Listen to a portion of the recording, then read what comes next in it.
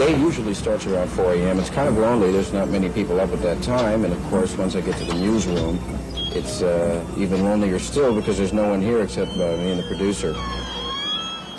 The day begins early with point man Richard Noriega working before the sun rises. Richard scans the wire services, checks with police, fire, and EMS for overnight stories, or information to be delivered in 3 concise news briefs between 6 and 9 a.m. I'm Richard Noriega. For over 3 hours, he held... While Noriega is still on the air, enter Assignments editor David Reese. Job is basically to run the newsroom, for which I need about maybe 6 extra sets of hands, 14 sets of ears to hear the two-way radios and the police radios and the sheriff. Basically try to maintain what little sanity I have left.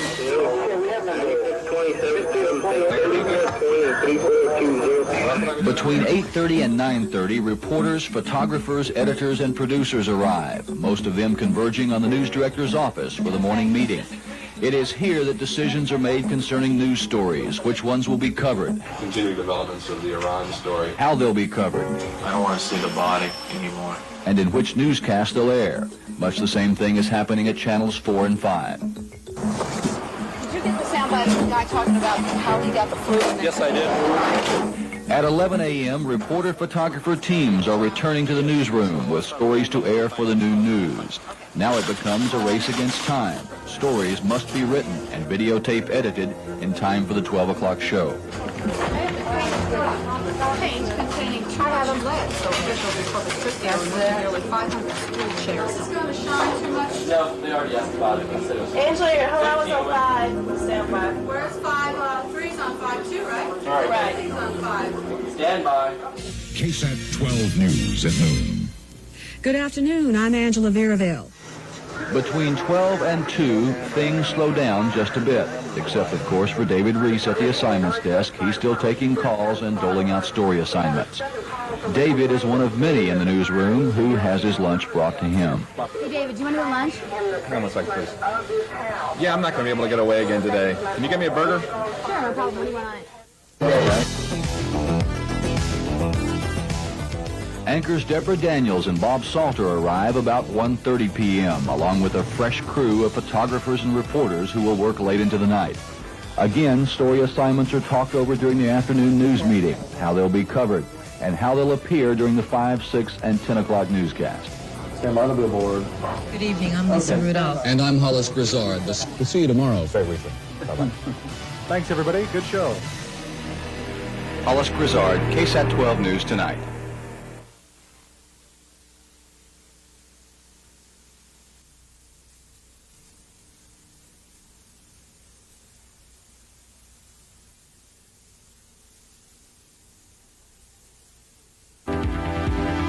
Time and time again, I've seen things that people never see. Situations that so many people will never get into. And after a while, you become kind of hardened to it, but in this business, you better become a little bit hardened to it, or it really will gnaw at you for forever. The reporter-photographer team is the heart of the news department. Together they collect information, deciding what words will go with what pictures. The final product presented in one or more of the newscasts. Their direction begins early during the morning news meeting, where story assignments are distributed. On this day, for example, a follow-up story is needed on an overnight hit-and-run accident which has left a young boy dead on the west side. At this point, police are still searching for the beige car and the driver who's believed to have hit the victim. Reporter Lisa Rudolph and photographer Rod Perez have been assigned the story. Go out to the neighborhood and we'll ask them for a picture of the little boy and see what they say. Which one of these houses is the neighbor? What I'm thinking about when I'm going out there is I'm just formulating a lot of questions. And basically I'm going around to different neighbors and in the area and asking as many questions as I can to try and get a sense of what is happening today. You have to use that camera as a little bit of a separation point. I try to be as unobtrusive as I can. There are ways of doing the job without just being cruel about it. Yes, that I think. This right here. She lives right next to her. Is she a friend of yours? In the middle of the interviews, the assignments desk hears that police have found the car. Lisa and Rod run on that information. The story is now increasing in importance, and producers back at the station have decided to roll a live truck for the noon news. Lisa tracks down a police officer at the scene willing to be interviewed, while Rod and the live truck crew begin setting up for the shot. The interview will run at the beginning of the noon newscast, and now there is very little time left before that show begins.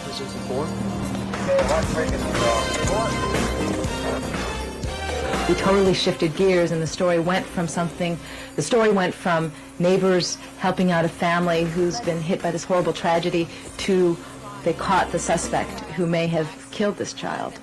And we went live with the story, the main angle being that they had arrested this guy and they found a car that looked like the one that may have struck the boy. So literally, changed right as we were doing. We had no idea that any of that was going to happen. With the live shot completed, the team returns to the newsroom with the videotape and the information. Lisa begins to write the story and eventually records her audio track. Then Rod edits video to match the words into a story that will run about 1 minute 30 seconds long. Finally, 8 hours after Lisa and Rod have left the newsroom, the story is now complete and ready for air in the 6 o'clock news.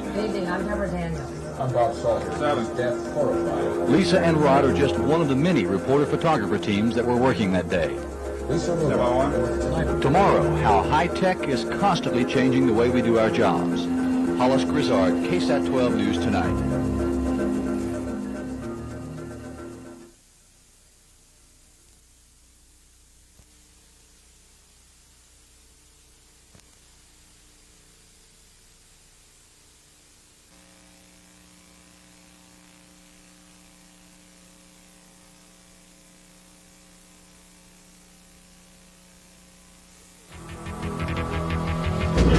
Okay, San Antonio, you're looking good. Go ahead and increase power.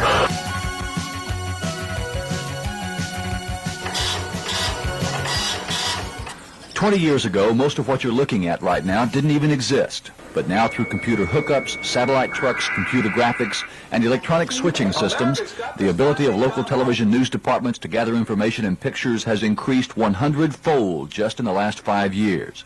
And it was only about 10 years ago that most stations were still using these 16mm film cameras. They gave you about 2.5 minutes worth of shooting time. If you didn't get the pictures and you didn't get your story by then, you usually just didn't get it. Now news departments can barely keep up with the latest in computer chip videotape cameras that allow almost unlimited potential for recording news stories.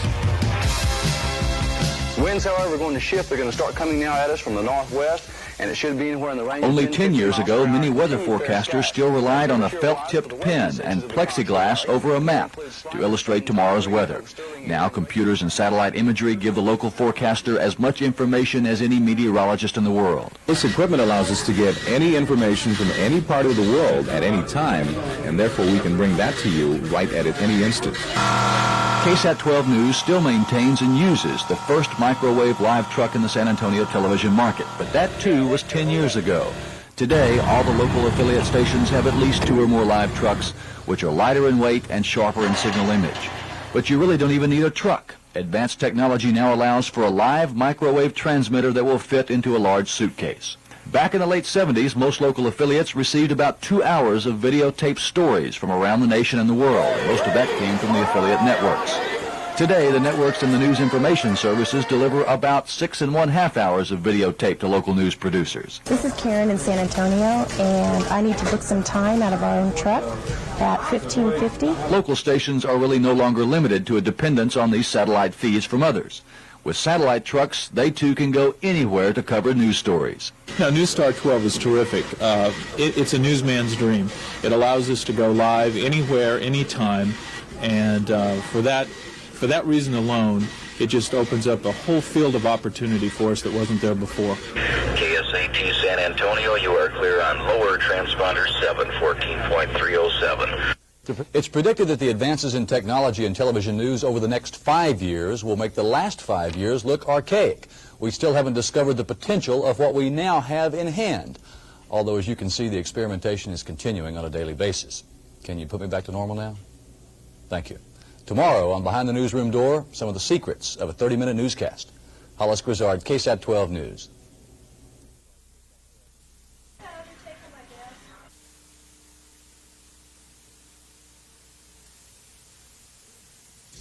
Good evening. I'm Bob Salter. I'm Deborah Daniels. City paramedic Ray Moberg. Most of the time it all appears like a smooth meshing of words and pictures, almost effortless. And that's because that's what you're supposed to see at home. And behind the scenes, the director, the producer, camera and teleprompter operators, ENG technicians, graphics operator, and the sound engineer all work together in carefully choreographed precision. If I didn't think I was going to be here, I would have told you that. You weren't in here. Don't you dare argue. Well, occasionally there's a small amount of give and take, a bit of hair pulling, some last-minute script changes, and momentary confusion. But that's live television. I know. Let me get into the open mic, then we freak out. Prepare to die. Oh, it won't be that bad. In fact, what went out over the air that night never reflected the glitches that appeared behind the scenes. You say leave it page 2 on it. We're leading at page 2. Go with the logo. Just go with the logo. It all starts here in the makeup room. Everyone has to wear it because the studio cameras take the smallest imperfections and magnify them. On the set, the anchors hook up for the sound checks. Everyone also wearing molded plastic earpieces, which allows the producer to give them instructions during the newscast. This instant communication between all the players allows for last-minute changes which have to be made. Take, for example, the beginning of last night's newscast. Everyone was waiting for the videotape of the first story, but it didn't make it by 10 o'clock. So exactly 3 seconds before the start of the newscast, the decision is made to lead with another story. But the studio cameras are set for Deborah to read that story that didn't make it, and Bob to read the next one. So Deborah has exactly 1 second to remove Bob's story from her script, a story she's never even seen before, and start the news. Watch it all happen in less than 5 seconds flat. What's the status? Page 3. We're going with page 3. Page 3. Good evening. I'm Bob Salter. I'm Deborah Daniels. City paramedic Ray Moberg will get his day in court. In fact... So while chaotic behind the scenes, to you at home, it appeared we'd planned it that way all along. And so it goes, to borrow a phrase, through each minute of every newscast. A director punching hundreds of buttons, the producer timing each story so the program ends precisely at the right second, tape operators inserting and ejecting dozens of videotapes, tape machines with commercials rolling on cue, and the anchors using each commercial break to familiarize themselves with the next story. Undermanned band of police officers running. City paramedic Ray Moberg looked at his day in court. In fact, he may get several this afternoon. The Bear County Grand Jury decided to... Here's something else most people don't realize. Jim Dawson using maps to explain tomorrow's weather, but watch closely. What Jim is really pointing at is nothing more than a blue wall. The maps, which had been prepared by Jim before the newscast, are electronically superimposed over the studio shot with Jim. The only way he knows where to point is by using a small television monitor placed off to one side that shows what you're looking at home. And that too requires some concentration. This whole process is also true for the sports anchor. Tomorrow, the imperfect world of television news. Hollis Grizzard, KSAT 12 News. Weekend, he'll be replaced in the starting lineup.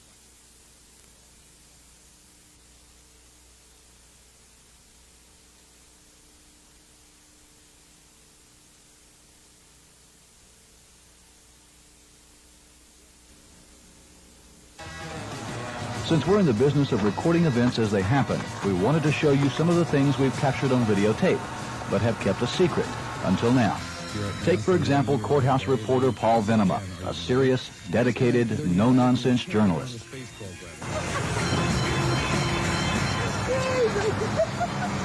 That's about it. And everyone's entitled to get a little tongue-tied occasionally. Take noon anchor Angela Veerville. Speech pathologists, doctors. They include plastic surgeons.